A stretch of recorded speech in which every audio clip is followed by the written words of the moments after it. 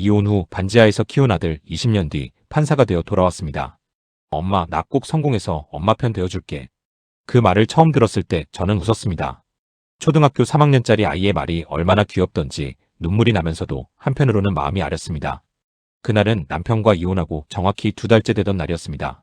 통장 잔고는 바닥이었고 월세 날짜는 다가오고 있었으며 친정조차 그냥 참고 살지 그랬냐고 말하던 시절이었습니다. 아이 하나 데리고 세상에 혼자 남겨진 기분. 그 막막함은 겪어본 사람만 압니다. 낮에는 식당에서 일하고 밤에는 마트 진열 아르바이트를 했습니다. 손목엔 늘 파스 냄새가 났고 잠은 하루 4시간도 채 못 잤습니다. 하지만 가장 힘들었던 건 가난이 아니었습니다. 아이에게 미안한 마음이었습니다. 운동의 날 아빠 없이 혼자 서 있던 아이의 뒷모습, 학부모 창관 수업 때 다른 집 아빠들을 힐끔거리던 눈빛, 그걸 볼 때마다 저는 속으로 수없이 무너졌습니다. 그래서 더 악착같이 살았습니다. 내 인생은 망가져도 저 아이 인생만큼은 무너지게 하고 싶지 않았습니다. 그런데 어느 날부터인가 아이가 달라지기 시작했습니다.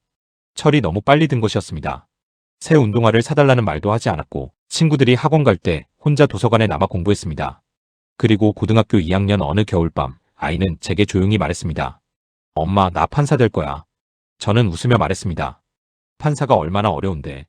그러자 아이는 아주 담담하게 대답했습니다. 엄마처럼 억울한 사람들 도와주고 싶어. 그 순간 저는 처음으로 알았습니다. 가난은 사람을 무너뜨리기도 하지만 때로는 사람을 아주 단단하게 만든다는 것을. 그리고 그 아이의 약속은 20년 뒤 정말 현실이 되었습니다. 이혼 도장을 찍고 집으로 돌아오던 날 하늘에는 비가 내리고 있었습니다. 우산도 없이 버스 정류장에 서 있는데 이상하게 눈물이 안 나더군요. 사람이 정말 무너지면 오히려 멍해진다는 걸 그날 처음 알았습니다. 손에는 작은 비닐봉지 하나뿐이었습니다. 아이 옷 몇 벌, 서류철, 그리고 통장 하나. 그게 당시 제 전부였습니다. 집이라고 해봐야 보증금 300만 원짜리 반지하 월세방이었습니다. 곰팡이 냄새가 벽에 밴 데다 비만 오면 창문 틈으로 물이 스며들었습니다. 초등학교 3학년이던 아들은 방 안을 한참 둘러보더니 제게 물었습니다. 엄마, 우리 이제 여기서 살아? 저는 애써 웃으며 고개를 끄덕였습니다. 응. 여기서 다시 시작하는 거야. 하지만 아이는 다시 조용히 물었습니다. 그럼 아빠는 이제 진짜 안 와? 그 말을 듣는 순간 심장이 턱 막혔습니다. 아이 앞에서는 절대 울지 않겠다고 다짐했는데 그날은 끝내 고개를 돌려야 했습니다. 사실 남편과의 결혼 생활은 오래전부터 무너지고 있었습니다. 술만 마시면 폭언이 시작됐고 생활비는 점점 줄어들었습니다. 가끔은 접시가 날아왔고 벽이 깨지는 날도 있었습니다. 하지만 저는 참았습니다. 아이 때문이었습니다. 아빠 없는 아이 만들면 안 된다는 말이 너무 무서웠습니다. 그런데 어느 날 밤 남편이 술병을 던지며 소리를 질렀습니다. 너 같은 건 나 아니면 누가 데려가냐? 그 순간 제 뒤에 숨어 벌벌 떨고 있던 아이와 눈이 마주쳤습니다. 그리고 저는 처음으로 깨달았습니다. 이 집에서 아이가 배우고 있는 건 사랑이 아니라 공포라는 것을. 그날 이후 저는 이혼을 결심했습니다. 주변 사람들은 다 말렸습니다. 애 때문에라도 참아. 남자 없이 어떻게 살려고 그래. 애 인생 망친다. 하지만 이미 아이는 매일 조금씩 망가지고 있었습니다. 그래서 저는 세상의 비난보다 아이의 마음을 먼저 붙잡기로 했습니다. 그날 밤 좁은 반지하 방에서 아들은 제 옆에 바싹 붙어 누웠습니다. 그리고 아주 작은 목소리로 물었습니다. 엄마, 우리 이제 둘이야? 저는 아이를 꼭 안아주며 말했습니다. 응. 그런데 걱정 마. 엄마가 어떻게든 지켜줄게. 그러자 아이는 한참 말이 없더니 제 손을 꼭 잡았습니다. 그리고 아직도 잊히지 않는 말을 했습니다. 엄마, 나 빨리 커서 엄마 도와줄게. 그날 저는 처음으로 울었습니다. 조용히 아이 몰래 이불을 뒤집어 쓰고. 무서워서가 아니었습니다. 이 어린아이가 벌써부터 엄마 걱정을 하고 있다는 사실이 너무 미안해서였습니다. 이혼 후의 삶은 생각보다 훨씬 더 치열했습니다. 누군가는 요즘 세상에 혼자 애 키우는 게 뭐 대수냐고 쉽게 말했지만 현실은 하루하루가 전쟁이었습니다. 새벽 4시면 알람이 울렸습니다. 눈을 뜨자마자 가장 먼저 한 일은 손목에 파스를 붙이는 것이었습니다. 전날 식당 설거지로 퉁퉁 부은 손가락은 아침이면 잘 구부러지지도 않았습니다. 그래도 실수는 없었습니다. 하지만 저는 악착같이 버텼습니다. 딱 하나 때문이었습니다. 내 아이만큼은 절대 주눅 들게 하지 말자. 그래서 아무리 피곤해도 아침 도시락만큼은 꼭 직접 쌌습니다. 햄 하나 더 넣고 계란말이 모양 예쁘게 말고 김 위에 깨까지 뿌리며 혼자 중얼거렸습니다. 우리 아들 기 죽으면 안 돼. 그런데 어느 날이었습니다. 김밥집 사장에게 급하게 불려 새벽부터 일을 나갔다가 깜빡 잠이 드는 바람에 도시락을 못 산 날이 있었습니다. 저는 점심시간이 되기도 전에 미안함에 계속 눈물이 났습니다. 우리 애 지금 혼자 편의점 빵 먹고 있겠구나. 그날 밤 집에 돌아온 아들은 가방에서 도시락통을 꺼내더니 환하게 웃었습니다. 엄마, 오늘 도시락 진짜 맛있었어. 순간 저는 멈칫했습니다. 분명 도시락을 못 사줬는데 무슨 소린가 싶었습니다. 무슨 도시락? 그러자 아이는 잠시 머뭇거리다가 조용히 말했습니다. 내가 아침에 그냥 밥 남은 거 넣어갔어. 저는 아무 말도 못했습니다. 아이는 계속 웃으며 말했습니다. 친구들이 계란 후라이 맛있대. 그런데 그 순간 저는 알았습니다. 아이가 거짓말을 하고 있다는 걸. 냉장고엔 계란도 없었습니다. 아마 김치랑 찬밥만 대충 담아갔을 겁니다. 그런데도 아이는 끝까지 엄마 마음 다칠까봐 웃고 있었던 겁니다. 그날 밤 아이가 잠든 뒤 도시락통을 열어봤습니다. 정말로 찬밥과 김치뿐이었습니다. 순간 눈물이 왈칵 쏟아졌습니다. 가난보다 더 서러운 건 어린아이가 너무 일찍 철드는 것이었습니다. 그 후로 아이는 더 이상 뭘 사달라고 하지 않았습니다. 운동화가 닳아도 그냥 신었고 수학여행비가 부담될까봐 일부러 안 가고 싶다고 말했습니다. 그리고 어느새 제 아들은 아이가 아니라 작은 가장처럼 변해가고 있었습니다. 아들이 중학교에 들어가던 해였습니다. 사춘기가 시작될 나이였지만 제 아들은 다른 아이들처럼 반항하거나 떼를 쓰지 않았습니다. 오히려 너무 조용해졌습니다. 그게 저는 더 불안했습니다.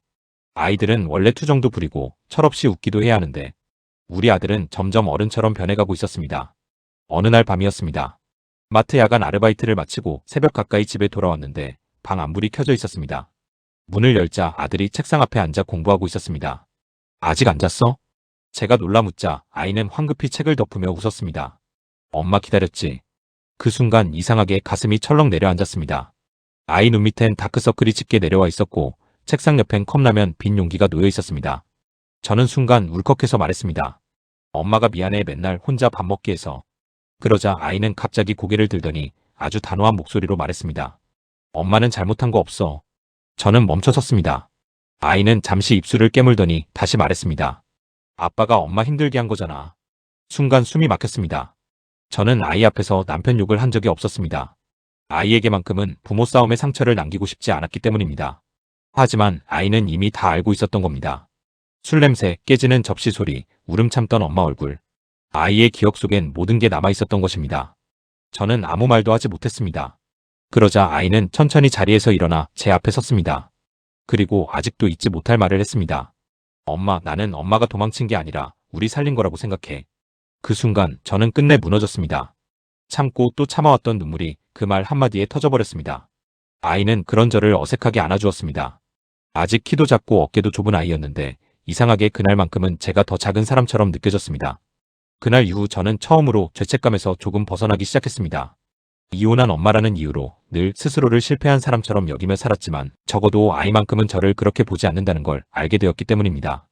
그리고 그날 이후 아들은 더 독하게 공부하기 시작했습니다. 학원 하나 다니지 않았지만 늘 학교 도서관 맨 끝자리에 앉아 있었습니다.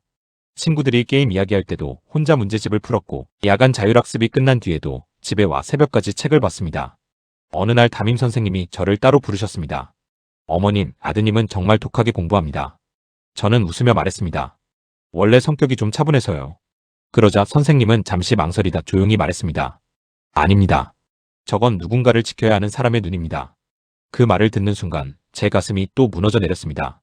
아들은 아직 15살이었지만 이미 세상의 무게를 너무 일찍 짊어지고 있었습니다. 고등학교에 들어간 뒤부터 아들은 더 말이 없어졌습니다. 친구들과 어울려 노는 시간도 거의 없었고 주말이면 독서실과 도서관만 오갔습니다. 저는 가끔 그런 아들이 안쓰러웠습니다. 좀 놀기도 해. 친구들이랑 영화도 보고 그래. 하지만 아들은 늘 웃으며 대답했습니다. 나중에 많이 놀면 되지. 그 나중이 언제인지 저는 알 수 없었습니다. 아이는 늘 현재를 미루며 살고 있었습니다. 그러던 어느 겨울밤이었습니다. 눈이 많이 내리던 날이었는데 저는 늦게까지 식당 일을 하고 집에 돌아왔습니다. 문을 열자 방 안엔 스탠드 불빛 하나만 켜져 있었고 아들은 책상 앞에 앉아 문제집을 풀고 있었습니다. 손은 빨갛게 얼어 있었지만 보일러를 세게 틀지 못한 탓에 방 안 공기는 차가웠습니다. 저는 괜히 마음이 아파 냉장고를 뒤적이며 말했습니다. 엄마가 내일은 고기 좀 사올게. 그러자 아들이 웃으며 말했습니다. 괜찮아. 나 오늘 학교에서 급식 많이 먹었어. 하지만 저는 알았습니다. 그 말이 또 거짓말이라는 걸. 아이는 늘 부족한 걸 숨기려 했습니다. 엄마 마음 다칠까봐. 그날 밤 저는 아들 책상 위에 놓인 문제집들을 보다가 깜짝 놀랐습니다. 민법, 헌법, 법학개론. 고등학생 책상이라고 보기 어려운 책들이 가득 쌓여 있었습니다. 이런 건 왜 봐? 제가 묻자 아들은 한참 말이 없었습니다. 그리고 잠시 뒤 아주 담담한 목소리로 말했습니다. 엄마, 나 판사 될 거야. 순간 저는 웃음이 나왔습니다. 판사? 그게 얼마나 어려운데. 그 말엔 현실적인 걱정도 있었지만 솔직히 말하면 두려움도 있었습니다. 가난한 집 아이가 너무 큰 꿈을 꾸다가 상처받을까봐. 하지만 아들은 흔들리지 않았습니다. 오히려 저를 똑바로 바라보며 말했습니다. 엄마처럼 억울한 사람들 도와주고 싶어. 그 순간 제 숨이 멎는 것 같았습니다. 아이는 계속 말을 이어갔습니다. 엄마는 잘못한 게 없는데도 맨날 고개 숙이고 살았잖아. 돈 없다고 무시당하고, 이혼했다고 뒤에서 욕먹고. 저는 아무 말도 할 수 없었습니다. 아들은 그런 제 모습을 오래 지켜보고 있었던 겁니다. 그리고 어느새 마음속에 하나의 꿈을 품고 있었던 것입니다. 힘없는 사람 편에 서는 사람. 그날 처음 알았습니다. 아이의 공부는 단순히 성공하기 위한 것이 아니었다는 걸. 그건 어쩌면 어린 시절부터 품어온 분노이자 엄마를 지키고 싶었던 마음의 다른 이름이었습니다. 그날 밤 아이가 잠든 뒤 저는 혼자 부엌에 앉아 오래 울었습니다. 미안해서였습니다. 아이에게 너무 무거운 세상을 너무 일찍 보여준 것 같아서. 하지만 동시에 처음으로 아주 작은 희망도 생겼습니다. 어쩌면 이 아이는 정말 자신의 상처를 누군가를 살리는 힘으로 바꿔낼지도 모른다는 희망이었습니다. 아들이 고등학교 3학년이 되던 해였습니다. 집 안 공기는 늘 긴장으로 가득했습니다. 수능이 다가올수록 아들은 점점 더 잠을 줄였고 저 역시 아이 눈치 보며 숨소리조차 조심하게 됐습니다. 그런데 문제는 공부만이 아니었습니다. 돈이었습니다. 수험서가, 인터넷 강의비, 원서 접수비. 조금씩 쌓이는 비용조차 당시 저희에겐 버거웠습니다. 저는 몰래 대출까지 알아봤습니다. 하지만 신용등급이 낮다는 이유로 번번이 거절당했습니다. 그날 밤 저는 몰래 화장실에 들어가 울었습니다. 내가 돈만 있었어도. 그 생각이 머릿속에서 떠나질 않았습니다. 그런데 며칠 뒤였습니다. 아들이 학교에서 돌아오더니 제 앞에 봉투 하나를 내밀었습니다. 엄마, 이거. 봉투 안에는 돈이 들어있었습니다. 이게 뭐야? 놀라서 묻자 아들은 아무렇지 않게 말했습니다. 편의점 야간 알바 시작했어. 순간 제 심장이 철렁 내려앉았습니다. 무슨 알바를 해? 지금 공부해야 할 때인데. 제가 화를 내자 아들은 조용히 말했습니다. 엄마 혼자 너무 힘들잖아. 그 말을 듣는 순간 저는 더 이상 화를 낼 수 없었습니다. 아들은 이미 알고 있었던 겁니다. 제가 밤마다 계산기를 두드리며 한숨 쉬던 모습도, 카드값 때문에 몰래 전화를 끊던 순간도. 그날 이후 아들은 새벽 1시까지 편의점에서 일하고 잠깐 눈 붙인 뒤 학교에 갔습니다. 그리고 학교가 끝나면 곧장 독서실로 향했습니다. 저는 그런 아이를 볼 때마다 가슴이 찢어졌습니다. 다른 집 아이들은 부모 뒷바라지 받으며 공부하는데 내 아들은 생계까지 함께 짊어지고 있었기 때문입니다. 하지만 세상은 그런 아이에게도 따뜻하지 않았습니다. 어느 날이었습니다. 학부모 상담을 다녀온 아들이 이상하게 말이 없었습니다. 평소 같으면 학교 이야기라도 조금 했을 텐데 그날은 방에 들어가 문만 닫아버렸습니다. 불안한 마음에 방문 앞에 서 있는데 방 안에서 아주 작은 울음소리가 들렸습니다. 저는 조심스럽게 문을 열었습니다. 아들은 책상 앞에 앉아 있었는데 눈이 새빨갰습니다. 무슨 일 있어? 한참을 침묵하던 아이는 겨우 입을 열었습니다. 친구 아버지가 그러셨대. 뭐라고? 아들은 고개를 숙인 채 말했습니다. 쟤는 엄마가 이혼했으니까 독하게 공부하는 거래. 순간 제 심장이 무너져 내렸습니다. 아이는 애써 웃으려 했지만 목소리가 떨리고 있었습니다. 엄마, 나 진짜 창피한 아들이야? 그 말을 듣는 순간 저는 처음으로 세상이 너무 미웠습니다. 가난도 서러운데 왜 사람들은 상처 위에 또 돌을 던지는 걸까? 저는 아이 앞에 무릎 꿇듯 앉아 두 손을 꼭 잡았습니다. 그리고 떨리는 목소리로 말했습니다. 잘 들어. 절대 내가 창피한 게 아니야. 엄마도 너도 끝까지 버티고 살아낸 사람들이야. 그러자 아이는 끝내 참았던 눈물을 터뜨렸습니다. 그날 밤 저는 알았습니다. 우리 모자는 단순히 가난과 싸우는 게 아니었습니다. 세상의 편견과도 싸우고 있었던 것입니다. 수능이 끝난 뒤에도 집 안에는 긴장이 남아 있었습니다. 남들은 이제 좀 쉬어라라고 말했지만 아들은 쉬지 않았습니다. 논술 준비를 하고 면접 예상 질문을 정리하고 새벽까지 책을 붙들고 있었습니다. 저는 그런 아들을 보며 차마 그만 좀 해라는 말을 하지 못했습니다. 아이의 눈빛이 너무 절박했기 때문입니다. 그리고 마침내 대학 합격자 발표 날이 다가왔습니다. 그날 아침 저는 일부러 더 일찍 일어났습니다. 미역국이라도 끓여주고 싶었습니다. 하지만 정작 숟가락을 드는 손이 떨려 밥맛이 나질 않았습니다. 아들은 겉으로는 태연한 척했지만 물컵을 들 때마다 손끝이 미세하게 흔들리고 있었습니다. 긴장돼? 제가 묻자 아이는 억지로 웃었습니다. 조금. 하지만 저는 알았습니다. 그 조금 속에 얼마나 큰 두려움이 들어있는지. 만약 떨어지면 어떡할까? 다시 재수할 돈은 있을까? 엄마는 또 얼마나 무너질까? 아마 아이는 그런 생각들을 혼자 견디고 있었을 겁니다. 오전 10시. 합격자 발표 시간이 되자 아들은 낡은 노트북 앞에 앉았습니다. 인터넷 창이 몇 번이나 멈췄고 아이는 계속 손톱을 물어뜯었습니다. 그리고 잠시 뒤였습니다. 아들의 눈이 갑자기 커졌습니다. 저는 숨도 쉬지 못한 채 아이 얼굴만 바라봤습니다. 한참 동안 화면을 멍하니 보던 아들은 천천히 고개를 돌렸습니다. 그리고 떨리는 목소리로 말했습니다. 엄마. 응? 붙었어. 순간 세상이 멈춘 것 같았습니다. 저는 믿기지 않아 몇 번이나 화면을 다시 확인했습니다. 정말이었습니다. 법대 합격. 그 짧은 문장을 보는 순간 다리에 힘이 풀려 그대로 주저앉고 말았습니다. 아들은 웃고 있었지만 눈에서는 눈물이 계속 흘러내리고 있었습니다. 저 역시 울고 있었습니다. 반지하 방에서 시작된 시간들. 새벽 도시락, 편의점 야간 알바, 남몰래 삼켰던 눈물과 모욕들. 그 모든 순간들이 한꺼번에 떠올랐습니다. 아들은 제 앞에 무릎을 꿇듯 앉더니 두 손으로 제 손을 꼭 잡았습니다. 그리고 울먹이며 말했습니다. 엄마, 이제 내가 엄마 인생 바꿔줄게. 그 말을 듣는 순간 저는 끝내 오열했습니다. 사실 저는 성공 같은 걸 바란 적이 없었습니다. 그저 이 아이가 상처받지 않고 살아남기만 바랐습니다. 그런데 제 아들은 살아남는 것을 넘어 자신의 상처를 꿈으로 바꾸고 있었습니다. 그날 밤 좁은 반지하 방 안은 오래도록 불이 꺼지지 않았습니다. 하지만 이상하게도 그날만큼은 처음으로 그 방이 춥게 느껴지지 않았습니다. 시간은 생각보다 빠르게 흘렀습니다. 법대에 들어간 아들은 정말 미친 듯이 공부했습니다. 장학금을 놓치지 않으려고 새벽까지 도서관에 남았고 생활비를 아끼기 위해 학교 식당에서 가장 싼 메뉴만 먹었습니다. 가끔 집에 내려오면 저는 일부러 고기를 사다 구워줬지만 아들은 늘 절반쯤 먹다가 젓가락을 내려놓곤 했습니다. 왜 이렇게 조금 먹어? 제가 물으면 아이는 웃으며 말했습니다.